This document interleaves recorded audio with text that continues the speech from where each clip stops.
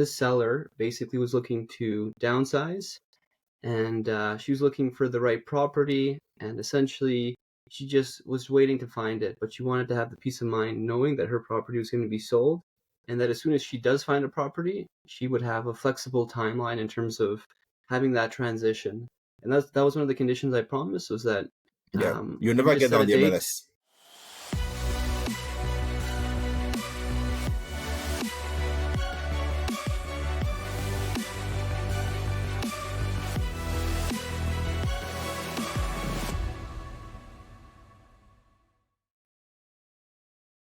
Welcome to the Deals Estate Wholesaling Podcast, where we discuss finding, financing, and facilitating off-market real estate deals. I'm your host, Deji Oduntong, and I'm joined today on the show by Adam Wojcicki to discuss and share his experience exiting an off-market student rental deal with $90,000 built-in equity. Adam is a real estate investor based out of Ottawa. Graduating from civil engineering, he's working full-time as a construction estimator. He started his journey as a DIY investor, house hacking and finding off-market properties for his students' rental strategy. In today's episode, Adam and I discuss how to find off-market properties for the student rental strategy, how that strategy works in today's environment, and more importantly, we discuss the fuss about Conestoga College and what's happening with respect to student rentals. So guys, you do not want to miss this episode. Before we dive in, I want to say a big thank you to everyone who is listening to this podcast. If you are a fan, please hit the like, subscribe, and notification buttons, and we would appreciate a 5-star review as well. So without further ado, let's dive into today's episode. Hi, Adam. Welcome to the Deals Estate Wholesaling Podcast. Hey, Deji, thanks for having me, and thanks for the warm welcome. Thanks for coming on. I really appreciate your time here. It's been a long time coming, actually. I remember that we had a conversation about a challenge, and I think you won the challenge, and we were meant to have this call sometimes last year, but we kept pushing it back and forth. I kept pushing it back and forth, but I'm very excited that we're having it today. 100%, and it's great to be here, and it's great to follow your journey and see all the cool things you're up to right now too, in terms of not to steer the conversation too much, but definitely looking forward to your Wholesale Wednesdays. Thanks for the shout out, man. Thanks for the shout out. Oh yeah, there you go. All right, cool. So we usually start off our episodes by asking for a quick introduction so that everyone who is listening gets a sense of who they are speaking with. So do you mind sharing a bit about who Adam is, what your background is, how you got into real estate investing, and particularly how you got into the student rental space? For sure. Yeah. So a little bit about me. So I'm originally from Calgary, Alberta. I graduated from civil engineering, and I now live in Ottawa, Ontario, and I work as a estimator in building construction, and I work for a general contractor. And how did I get into real estate? So as soon as I moved to Ottawa, basically, how did I get on this student rental craze? I met a coworker that had just bought a student rental. He was from Montreal. He bought a property across from McGill, and he basically told me about how he found his property, how he ran his numbers. And next thing I know, we're just meeting up in the evenings. We're pulling up spreadsheets, and we're basically just underwriting student rentals. And basically, I found my first property probably within a couple months of moving to Ottawa. It was in 2017. And I bought a freehold townhouse in an up-and-coming neighborhood called Carlington. And it was a 4-bed, 1.5-bath townhouse with an unfinished basement. And I ended up adding an additional bedroom in the basement and buying that property for $230,000. And basically bought it, was able to live for free. And I had essentially my roommates at the time were actually interns and co-workers from the company I was working for, which was kind of funny. So actually my boss at the time was asking me if I had room because he had like an intern coming and they had a hard time finding a place to live. And I'm like, oh wow, this is like a vetted tenant. This is, let's go for it. I know where he what just came to my mind? You know what just came to my mind? I think that's job security right there. Like if they want to fire anybody, they'll probably be thinking like, I don't think we should fire Adam. Like, where are our colleagues going to leave? That's legit like job security. Like, you can True. always keep your job because you are like the landlord of the office. Oh, 100%. Exactly right. So just seeing the power of that, and then just seeing it like how, just seeing the process and understanding how much a room can rent for, and looking for properties with these unfinished basements in up and coming communities Yeah. seemed like the perfect blueprint. So since then, I've been continuing buying properties and mostly renovating them on my own, managing them, and maintaining them. And Okay. yeah, I really enjoy the journey. It's fun. It's a lot of hard work, but Yeah. it's really rewarding at the same time. So at a very high level, like with student rentals, I usually wonder, like, compared to other strategies, like how does the financing work? Like when you buy a property and then you have like multiple students rented per room, like do the banks have issues with that? Does your broker have issues with that? Like how do you deal with Yeah, financial great challenges? question. So for me, I usually actually do the house hacking approach. So at the start, I was moving into these properties, so it was going to be my primary residence. So I'd actually be moving in there, and I would be putting down as little of a down payment as possible. Okay. And then from that point on, I would then attract roommates, renovate it, furnish it, and find the tenants. And then in terms of future purchases, I would actually buy the properties vacant as well and just find tenants. And then in terms of students and the banks, the key is to basically just have everybody on one lease. I see. Okay. Yeah, so as soon as you have everybody on one lease, the banks are much happier than seeing uh, a bunch of individual leases. Got it. That's a good nugget. So Thanks, it's how man. you structure your leases, essentially. Okay. So from what you said, you seem more like a DIY type investor. Like, would that be like a fair assumption? Yes, yeah. And I'll maybe jump in as to why I like the DIY approach. Okay. So when I first moved to Ottawa from Calgary, um, you don't really have much of a network. You don't really know, the key. You don't have your power team yet, right? You're Yeah. just you find your agent, you find your mortgage broker, and then you find your property. And I just found myself in a situation where um, I just felt it was like I had to take on these properties. I had to do the renovations myself.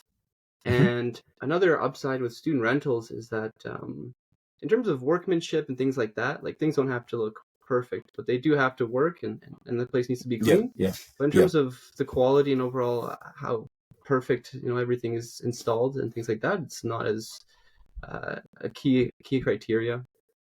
Okay. One quick question that came to mind.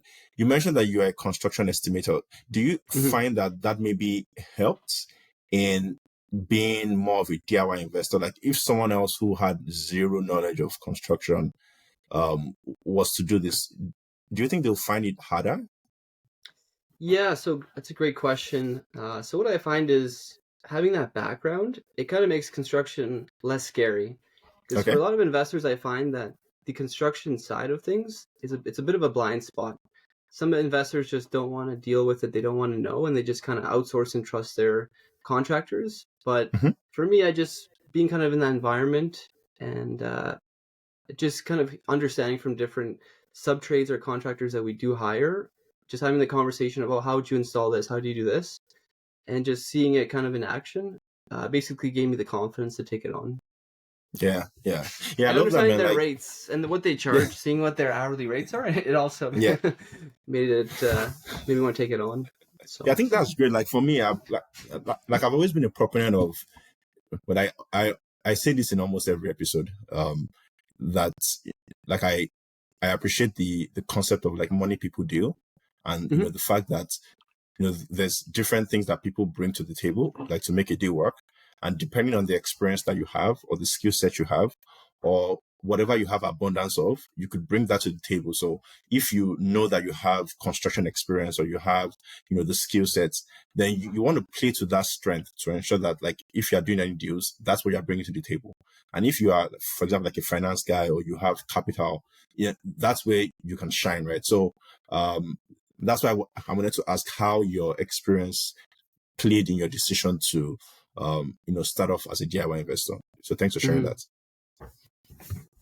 Okay, so as you know, like, this is an off-market podcast, and I wanted to dive into the intricacies of like how you found that off-market deal. Like, we talk about off-market deals, and most times when we find off-market deals, the quick exit strategy is usually, let's wholesale the deal.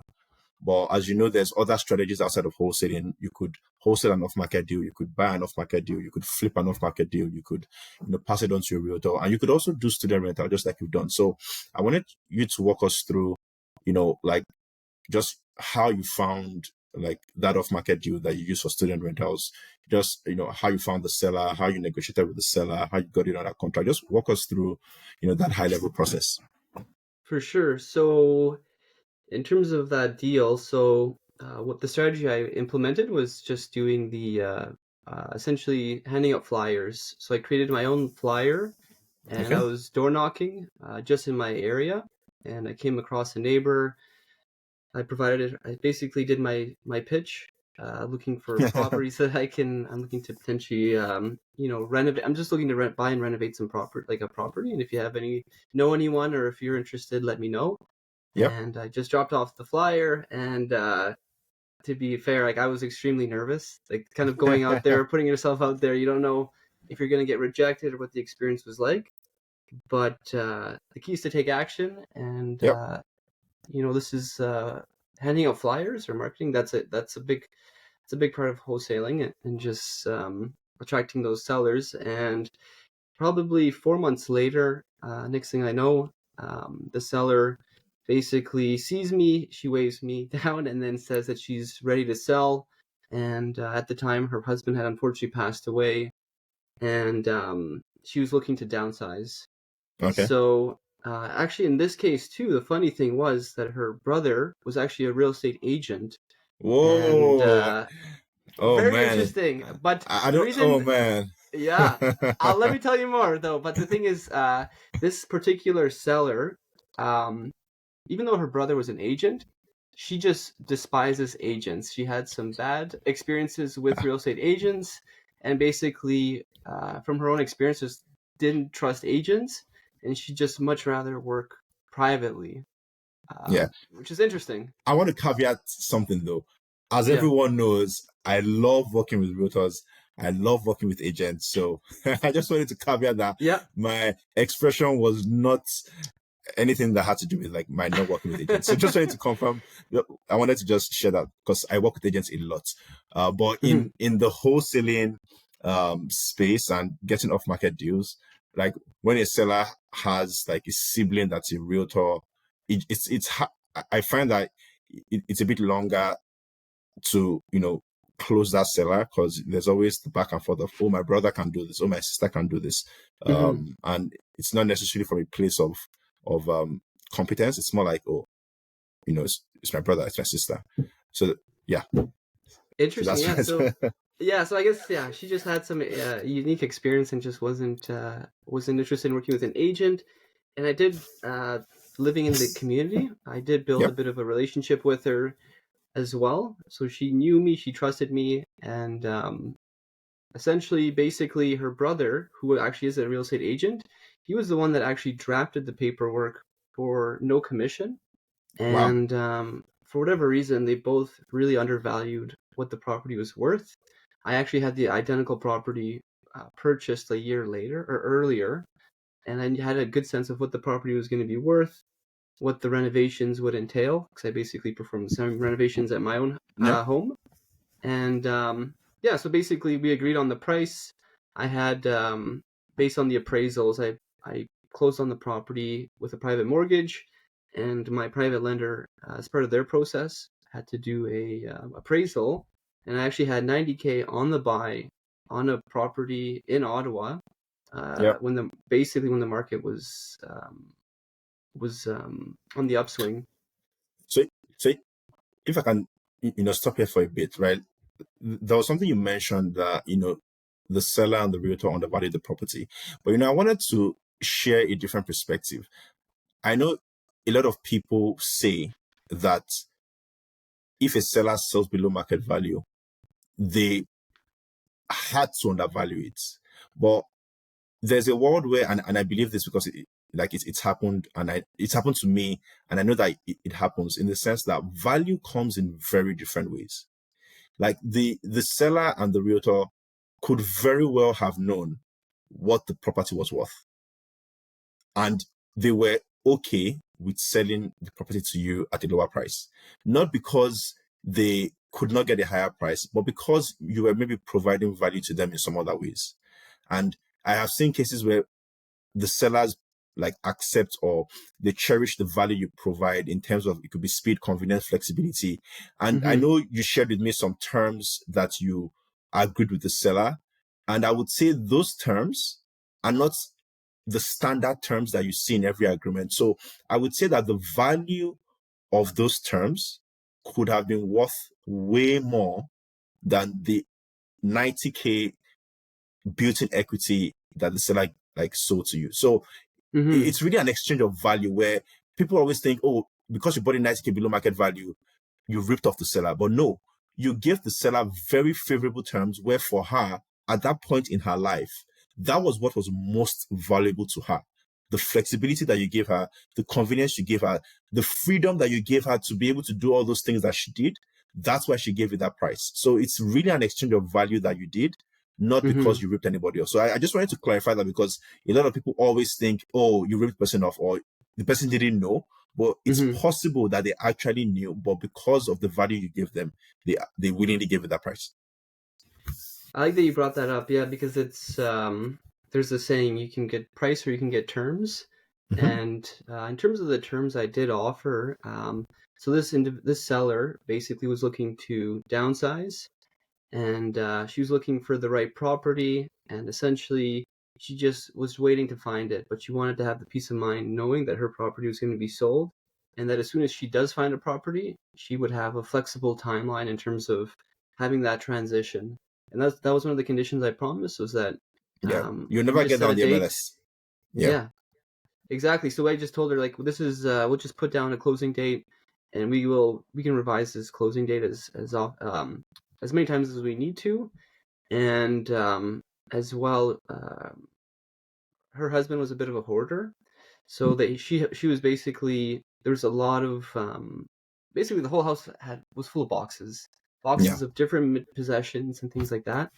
And another one of the items I mentioned was that she can leave the property as is, just take what you value and what you want, and then anything else that you want recycled or donated or disposed, I'll take care of it. Okay. Yeah. Okay. And the other thing, actually, I want to mention too, actually, you're going to find funny, but she did have two little dogs, and the two little dogs are really old, and they don't like guests. So, I mean, you can imagine if you have like property showings or an open house, and the seller has pets, like that creates a lot of stress too. And so that's like another kind of a value add. That was another thing that she really valued in that negotiation. And I'm pretty sure that the seller is relatively old. So, like in cases like that, right, a seller is old, looking to downsize, except that looking to use the funds to buy another property or to like upsize. Again, price is probably not what's most valuable to them. And I always like to echo this, where when people are making offers, you make offers based off what's valuable to the person, not how much you think the person needs. And that's why the discovery period is a big thing, trying to understand their situation. What are their goals? What are they trying to achieve? And just trying to figure out if you can kind of structure a unique deal that's a little bit outside the box, and that creates value, and they can, from there, that can make your offer more attractive. Yeah. Another thing that came to mind is like the way you structured the deal was probably successful because you were going to exit the deal yourself versus wholesaling the deal to someone else, right? Because with other investors, they might not necessarily be as flexible as you were. So if you were looking to wholesale the deal, it might have been harder to wholesale the deal with those creative terms, right? Because it's like giving the seller that much flexibility and control. Not so many investors like that, right? Even with built-in equity, a lot of them might be like, nah, I don't want to give the seller this much control, after I've bought the house. Mm-hmm. That's a good point. Okay, so thanks for sharing that. You shared with us, how you found the property, how you exited the deal, 90K built-in equity. I wanted to use that as a segue, right? Because as you know, right, like this whole student rental conversation has been big over the last couple of weeks, right? You mentioned that you exited this off-market deal into a student rental. I wanted to get your thoughts on the student rental market in general, right? On one end, there's over the past couple of weeks, there's been conversations from the government trying to clamp down on student rentals, primarily because of a college in the KWC region called Conestoga. Mm-hmm. Like there's some interesting stats that I found out that I wanted to share on the podcast for us to discuss. So one, there's an article that I saw where like Conestoga got about 50,000 student permits issued over the past 2 years, which was more than 2 times Huge. the number of student permits issued for the second school, which was a school in BC, I believe. So about 50 to 51,000 permits over 2 years. Two, they actually made like $400 million in revenue with like a $300 million expense. So about $100 million in profits between 2022 and 2023. Now, I don't know what other universities or other colleges make, but $100 million in surplus is like, it's sick, Yeah. and that was primarily because a lot of international students are obviously their core customers, and international students pay like 2 to 4 times more than local students. So that was also another interesting stat. So I just wanted to get your thoughts on, and by the way, over the past few months, they've actually acquired about 8 properties to further provide student housing. So I know that your student housing is in Ottawa, while this one is in Mm-hmm. Kitchener. But if you could think through a scenario where, for example, this college was not in Kitchener, this college was in Ottawa, I just wanted us to talk through like what the market would look like if, for example, University of Ottawa was bringing 50 something thousand students every 2 years, was spending like a lot of money on buying up properties around the school vicinity for student rental properties, was making $100 million per year, in pure profits. Like, how does that impact the student rental ecosystem, just from your own standpoint? Yes, I mean, I guess maybe I'll speak to how things are currently, and then roll into that scenario. So, I mean, in terms of the student market currently in Ottawa, um, it's the demand is strong, and in terms of my approach personally for marketing and finding tenants, what I found is Facebook groups are everything. So there's actually, if you have a student rental and you're trying to figure out the best platform to advertise it, it's going on the off-campus student rental Facebook pages. And for me personally, when I put up an ad during when the semester ends and starts, I swear there's times where I get a new message every 30 minutes of someone looking to inquire for a bedroom, and it's like crazy. Like I have to actually silence the notifications because it just becomes to be too. It's just too much. And it's not because my price is too low; it's priced fair, but there is just a lot of demand.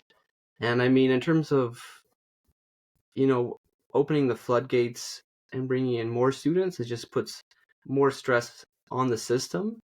And Isn't that good yeah. for you though? Like when you have more people inquiring about your units, like aren't Mhm. you able to like jack up the price? Like just from an economic standpoint, like you could literally jack up the Yeah. price and So that's an interesting thing you bring up because especially in Ontario, it's a very tenant-friendly environment, which is fine. But yeah. you just need to be aware of what that entails. And in terms of what that means is with student rentals, they're basically a mobile, they're basically a tenant profile where they're usually in the property for 1 to 4 years and they move out. So let's say all of a sudden the following year, let's say the average student rental accommodation has gone up 10%. with student rentals, you actually have that turnover where you can actually actualize that 10% increase or 15% increase. So it's exciting because, if you're still priced, you're able to kind of price yourself at fair market value. You're able to basically, um, you know, see that increase and actually see that positive cash flow. Yep. Because with students, that in between semesters, people are coming and going. They're not there. They're not the forever tenant where they just kind of move in and you can only do the 2.5% increase for the Yeah. life of the property. So I mean, it is exciting, but at the same time, as an investor, you also want to be ethical. You want to make sure that with that strong cash flow that you may have, you want to make sure that you're still rolling it back into the property. You're taking care of it, and you're providing a great service. And one thing that I enjoy with our student rentals is I actually have a monthly cleaning service that's included. So in Yeah, all of our interesting. properties, yeah. So one of the from my experience, house hacking and living with roommates, your definition of clean might be different from my definition of clean.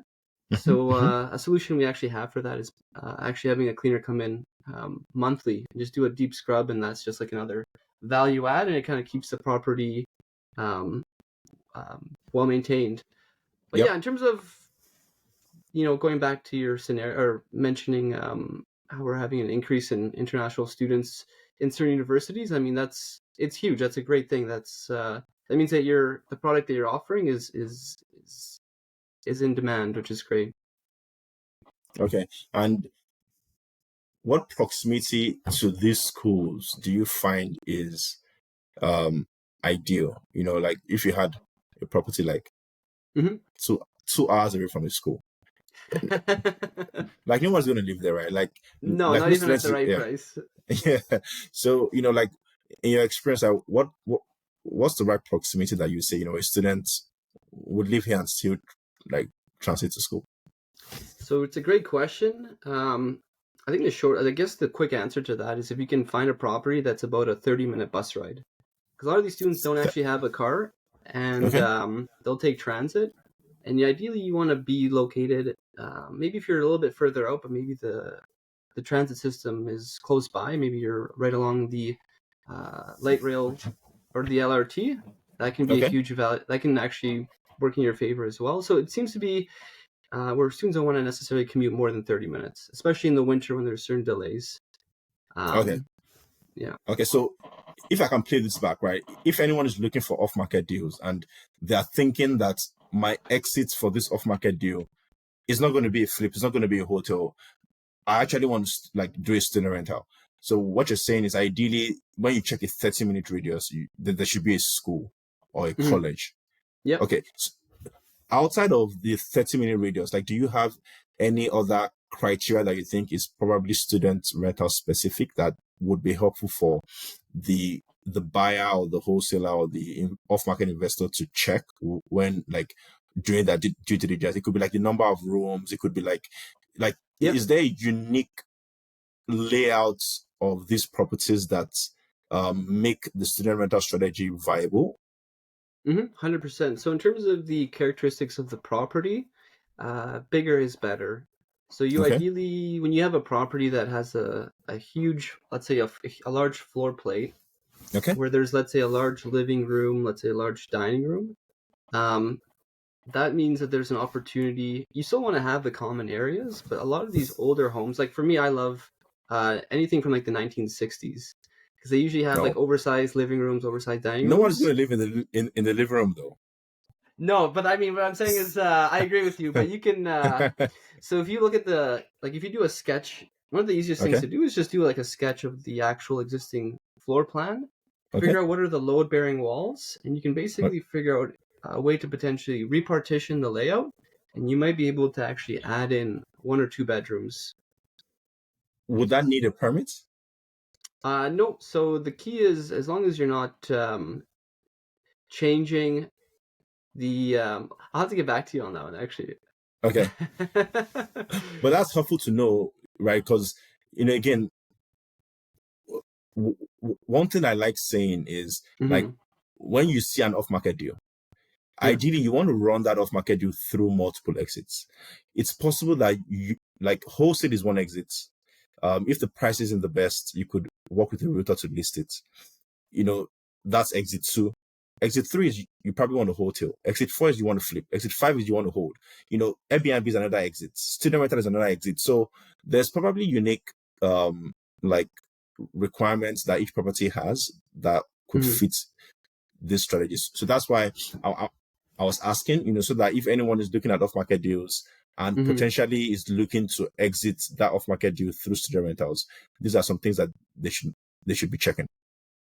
100%. So yeah, as a recap, you want a property with a large floor area. Then you can potentially add bedrooms and bathrooms. And I do recommend getting permits as well. Anything that's within a 30-minute bus ride, or maybe under 5 kilometers. Okay, perfect. So if we then apply this criteria to the property that you got under contract and you closed, which of the criteria would you say the property met and the ones that maybe the property didn't meet? Yeah, so this one in particular is in Overbrook in Ottawa. So it's positioned right between Ottawa, which is about 2.5 kilometers west, and then La Cité Collage, which is about 2 or 3 kilometers to the east.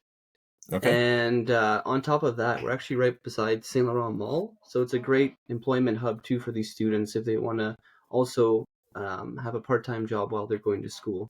So they kind of nice. Yeah, a little bit of the best of everything.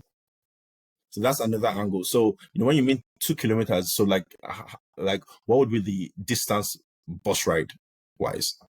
Oh, I'd say you're probably within 15 minutes. Oh, nice. Max. Okay. Yeah. Okay. All right. Perfect. Okay. Perfect. So it met the location criteria. In terms of the layout, like how many bedrooms did the property have? Was it big enough?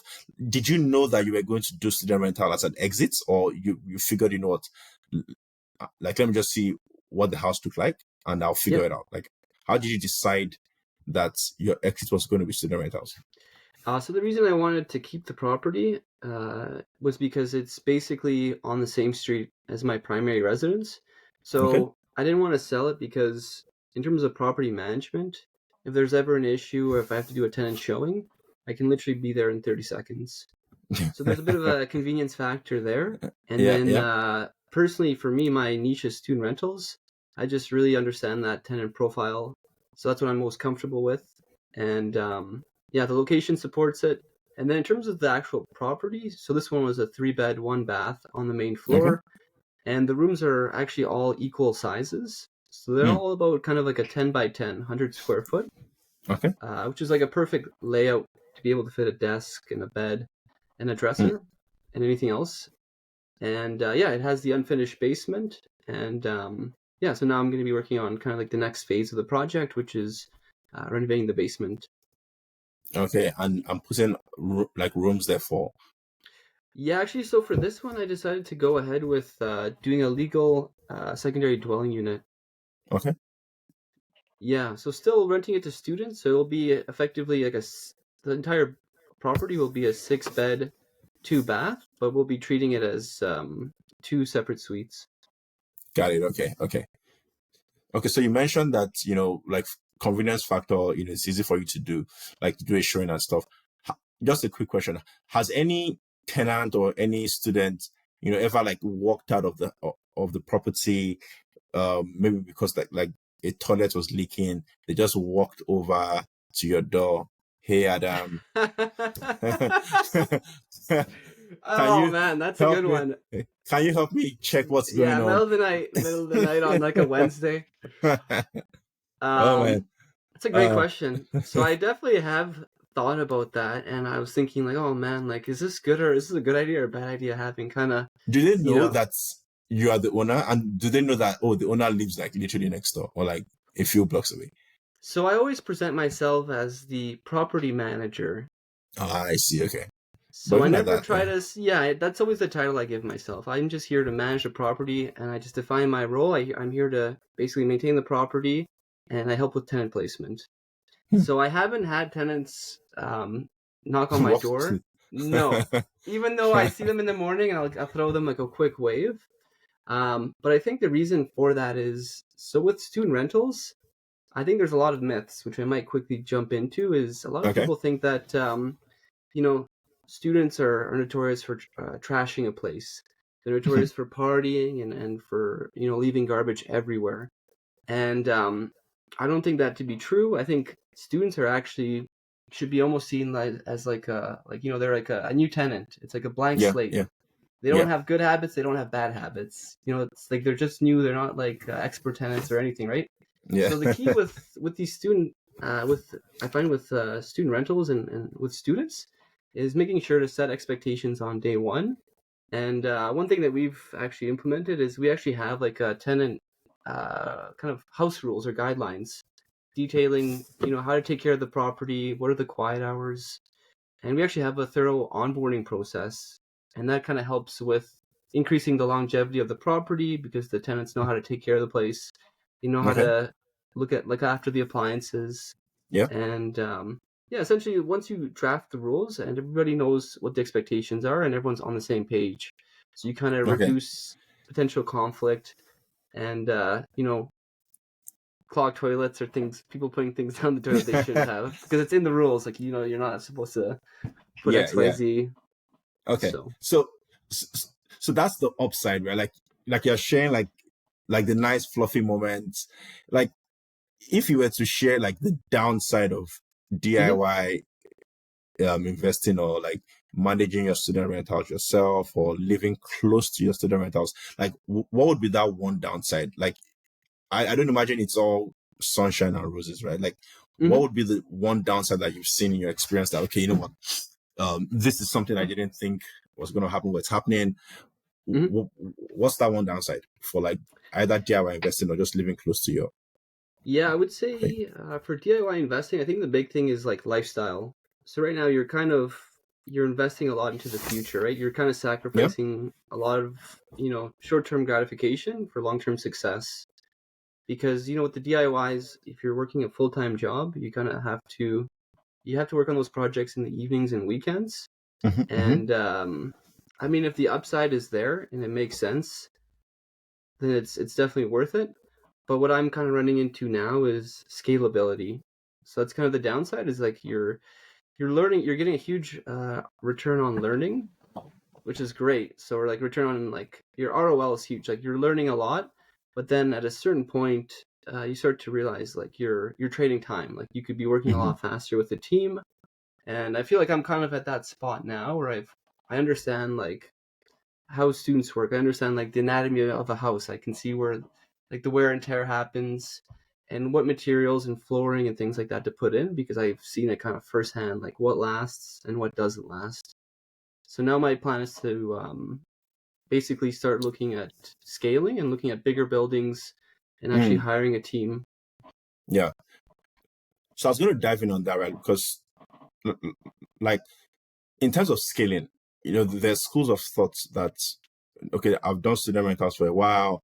So some people might think scaling means moving away from student rentals, maybe going into multifamily, going into flips, going into burrs, so like changing strategy.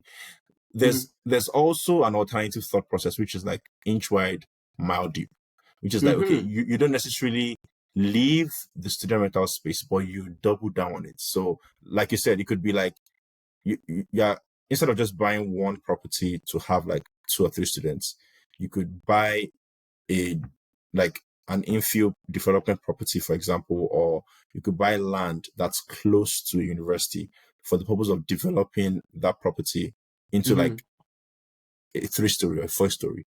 It's still student rental, but it's like you're doing it on a bigger scale. So between those two approaches, like how do you see your willingness to scale? Like, are you looking to scale out of student rentals into like other strategies within Ottawa, or are you thinking I want to stay within student rental space, double down, and find ways to scale within that strategy? Yeah, that's a great question. I definitely am planning to double down and stick with the student rental strategy. And kind of the deals I'm starting to look at now is looking at multifamily buildings that are kind of in that 6 to 12 unit range. Mm-hmm. And looking again at the 1960s special, where they have these large common areas. And essentially, finding these buildings and seeing if there's a way to basically maybe get an architect or someone on board or an interior designer and seeing if we can actually partition, um, let's say, an additional bedroom, and all of a sudden you've just increased the like net operating income by quite a lot with this simple value add approach by adding an additional bedroom that generates an extra $800 that wasn't there before. Wouldn't it be harder to find these types of properties that could be student rentals, given that, well, there's a location constraint. It needs to be within a radius of a school or some school. So it's like it has to be within this radius. And not only that, there needs to be some uniqueness in the layout. Like, don't you feel like it's going to make it harder to find? And even when you do find, it's probably going to be harder, it's probably going to be more expensive to even buy. So yeah, I'm kind of so I actually currently do have a seller that I've met that actually has a few multifamily properties that 50% of them are actually vacant. And actually, whoa, bro. Yeah, Okay. so maybe this is just another pro wholesaling tip. Anytime you're driving and you see a for rent sign in an apartment building, like a small multi, just know that the person that has that for rent sign in the window is someone that doesn't have online marketing. It's usually like an older fellow that owns this like property, and he doesn't really have anyone else that is interested in inheriting this building or looking after it. So I do have a seller right now that I'm kind of in negotiations about potentially buying some of his small multifamilies. Whoa, Um, bro. Now we're talking. We're yeah, talking. We're so it's talking. honestly it's very slow. It's just like a slow, just kind of building that relationship. But yeah, I mean it's these properties are hard to find. They're expensive and they're very Yeah. desirable. But my model or my blueprint is always to try and kind of target the areas that are kind of up and coming. So, you know, you go one street, it's a little bit rough, but then you go down the next street, there's like a brand new build or new infills. And I'm Yeah. trying to target these areas where you're kind of buying on the line, you know, where like you look one way, you know, it's beautiful. You can see like, you know, it's nice, everything's clean and new. And then the other side, it's a little bit rough, but you can kind of see the trajectory. Yeah. Yeah. So, I mean, yeah, you just got basically like I'm just keeping my eyes open to the opportunity, and there always seems to be a way to kind of find what you're looking for. And then for me now, it's kind of finding these like 1960s built properties where you're hopefully within less than 5 kilometers of a university Mm. or like a 30-minute bus ride. Okay. Okay. Okay. Cool. And that strategy that you're looking to employ, like, how do you see this strategy being impacted by, for example, the government regulations? As I mentioned earlier, with Conestoga, their growth has been unprecedented.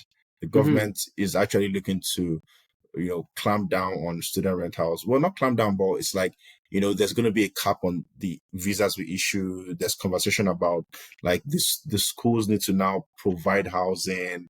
So there's a lot more burden on schools. But it looks like Mm-hmm. Conestoga is like ready for that. Like, as I mentioned, they Oh, just their bought intake. Mm-hmm. properties.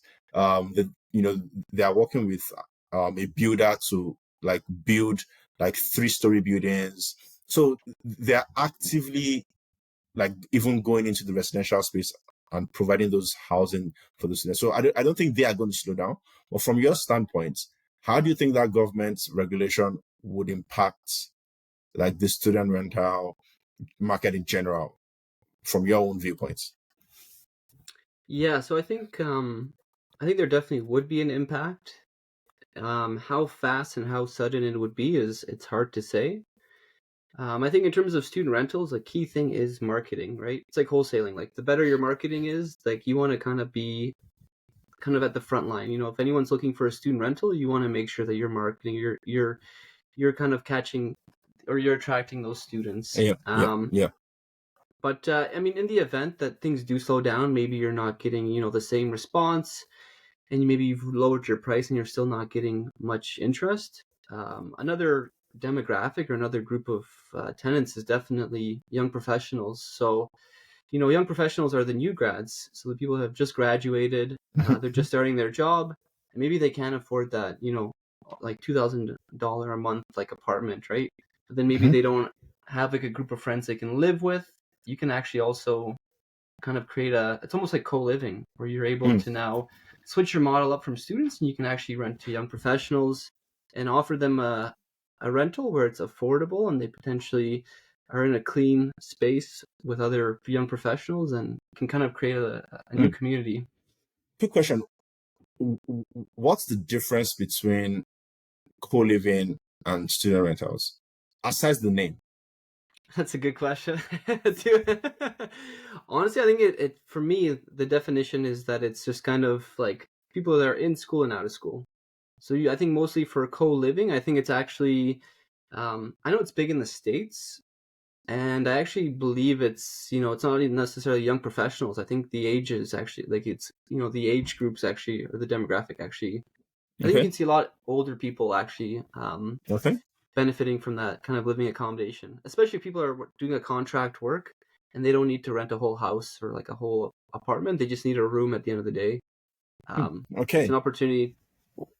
Yeah, with a common area, you can meet people too. So it's like not necessarily like a hostel, but it's like almost like a long-term hostel.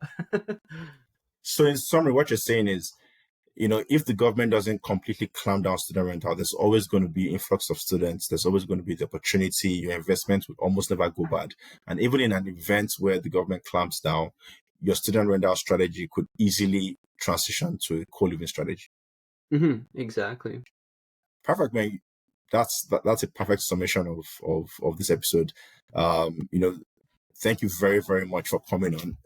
As you know, as you might know, there's a question that we ask everyone towards the end of the show, which is, what is your greatest L, or what has been your greatest L in real estate? And it could be like a loss, it could be like a learning, that event that wasn't too nice, and for you it was like a pivotal moment.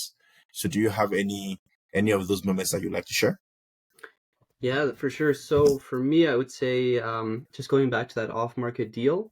So one of the other conditions I offered the seller was just basically as soon as she finds her new property, or like the new home that she's going to be downsizing in, I mentioned that she could take as much time as she needed in the transition. Because I was just excited with everything, and I wanted to see her.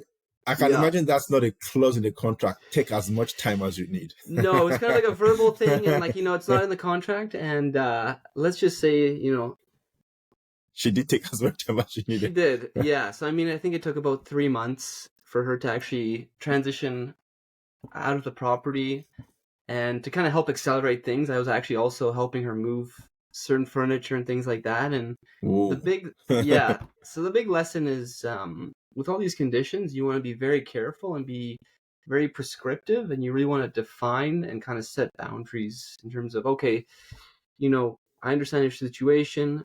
You're going to be transitioning to a new property. We will give you kind of a 1 month transition, and then anything beyond that will potentially be having to charge rent just to cover the expenses, especially if you're on the private side, right? If you're buying this property and you're looking to do some improvements in refinance, you're dealing with expensive money. So, bro, it adds up quick. So so she was in for 3 months. You are probably out of pocket for 3 months. Would have run you like how much? So I did the math, and it was just over 10 grand. Jeez. For 3 months, right? So it was like, I believe it was just over $3,500 with the private mortgage, utilities, property tax. Whoa, bro. At least it wasn't 1 year. Like if it was 1 year, all the equity on the buy is gone real quick. It's gone. But yes, like thanks for sharing that. Like something like that has happened to me recently, not like the tenant rent issue. It was more around well, actually, I just remembered something like that has actually happened. So there was a deal in St. Catharines that we were signing, and we told the seller, hey, we would pay for your closing costs, right? And we usually put it in our flyer. Oh yeah. Closing costs, moving costs, legal costs, like the whole 9 yards. But at that time, it didn't, it's like it was in the flyer, and we're like, yeah, we'll pay for your closing costs. And the seller asked us to say, yeah, we'll pay for it. But we didn't ask where the seller was moving to. Because I assumed it was moving in Ontario. But no, it was moving across province. Oh, wow. So all his moving costs, his lawyer put in an invoice. I think it was about $12,000 in like flight, like every single thing with moving from. And thankfully, the price he gave us the deal at, there was still spread between like we could house the 12K within the wholesale fee. So we're like, we're not going to lose this deal. So it was, I think it was a 40K wholesale fee, but because of the 12K, it was now like a 28K wholesale fee, which wasn't bad, but it was painful. Right? It was painful because we didn't cap that cost from the get-go, right? So that's one. Another one that happened was legal fees. So we say, hey, we pay your legal fees, and then we didn't cap it. And then on closing day, the seller's lawyer comes and says, hey, like this is a legal cost. And I'm like how, right? I think what actually happened was we said we would pay up to, I think, 2000 or 2005. And then the lawyer's invoice was the exact cap. Down to the penny. Down to the penny, like the exact cap. Yeah. Well, like there's no way your fees are exactly this round number. And they were like, well, that's what your contract says up to. So, a lot of these things happen. Very interesting. But, thank you for sharing that. I think it's very helpful that when you're writing contracts, if there's an open-ended agreement, it needs to be capped. Like there needs 100%. to be a defined period for that, like flexibility that you provide, right? Okay. Thank you very much for sharing that, Adam. And thank you more importantly for coming on to share your experience, exiting off market deals with student renter strategies. Before we let you go, for anyone who is listening to this that wants to reach out to you, or anyone who is interested in student rentals that wants to reach out to you, or anyone in Ottawa that wants to reach out to you, like what's the best way to reach out to you? Yeah, for sure. You can definitely find me on Instagram. My investor page is Paperboat Investments. And anyone that's looking to exit their anyone that has a deal and they're looking to keep it as a student rental, and they're just trying to figure out what the rent would be, how to operate it, or any of those details, just send me a message, and I'd love to jump on a phone call. Okay, boom. Thank you very much, Adam. That's it, folks. Thanks for listening to the Deals Estate Wholesaling podcast. If you enjoyed this episode, please rate and review us on Apple, Spotify, Google, and every other platform. And be sure to hit the subscribe and notification button so that you know when Adam's episode drops and when the next episode drops. Until then, remember, a deal a day keeps scarcity at bay.